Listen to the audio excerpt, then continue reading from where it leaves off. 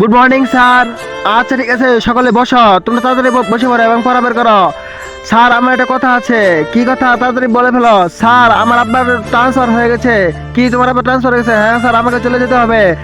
আচ্ছা ঠিক আছে, তাহলে তুমি আজকে চলে যাও। আচ্ছা স্যার ঠিক আছে, আমি চলে যাব, কিন্তু আমাদেরকে মনে রেখো। আচ্ছা স্যার ঠিক আছে, আমার জন্য দোয়া করবেন। স্যার চলে গেলাম।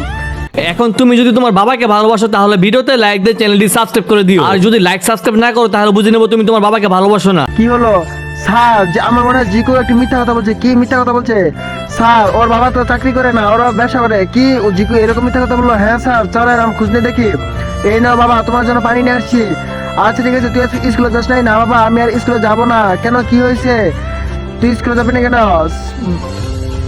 দেখি কেন স্কুলে যাবি না, কি হয়েছে?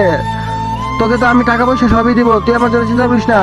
আচ্ছা ঠিক আছে, সমস্যা নাই। জিগুর আর কোনো স্কুলে টাকা পয়সা লাগবে না, আমি জিগুর সব খরচ ফ্রি করে দেবো। এখন থেকে জিগুর ডেলি স্কুলে যাবে।